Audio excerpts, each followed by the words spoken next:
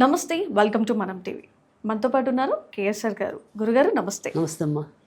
నరదృష్టి నివారణ అంటే ఏంటి? నరదృష్టి నివారణ అనేది చాలా అసలు నరదృష్టి ఉంటుందా ఉండదా అనేది ఫస్ట్. సో నరుడి చూపుకి నల్లరాయన పగిలిపోతుంది అనేది శాస్త్రం. సో ఖచ్చితంగా నరదృష్టి అనేది ఉంటుంది.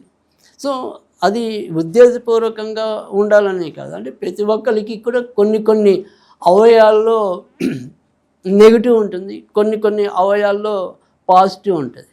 అంటే ఇప్పుడు కొంతమంది ఏదైనా మంచి అన్నా చెడన్నా పలిచ్చేస్తుంది. వాడు నోడితే ఏదైనా అంటే అమ్మ వాడు ఏదో అంటున్నాడు అంటే అది జరిగిపోతుందనే భయం ఉంది.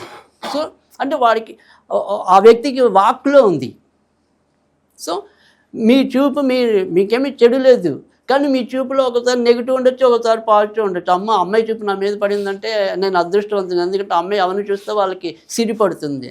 సో నిజంగా అలా ఉంటుందంటారా? ఉంటుంది. అది మన ప్రమేయం లేకుండా కూడా ఉంటుంది. అంటే మనకి తెలియదు కదా, మన చూపులో చెడే ఉందో మంచి ఉందో మనకి తెలియదు కదా. కానీ దేవుడు మనకిచ్చిన విధానంలో ఒక్కోసారి మనకి నెగిటివ్ ఉండొచ్చు, ఒక్కోసారి పాజిటివ్ ఉండొచ్చు. కాకపోతే ఇక్కడ మనకి ఇబ్బంది ఏంటంటే పాజిటివ్తో మనకు అంత ఇబ్బంది ఏం లేదు. సో మంచి చేస్తే మంచి ఎవరికైనా మంచిగా, అది పెద్ద ప్రమాదం కాదు. కానీ ఎవరి దృష్టి వల్ల మనకి ఇబ్బంది ఏర్పడుతుందో అది చాలా ప్రమాదకరమైనది.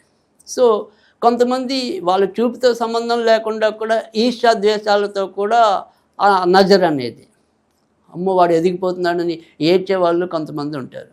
సో వాడి ఏడుపు కూడా ఒక్కోసారి మనకి హాని కలిగించవచ్చు, లేదా సహసిద్ధంగా వాళ్ళకి తెలియకుండానే వాళ్ళ చూపులో ఆ దోషం ఉండొచ్చు.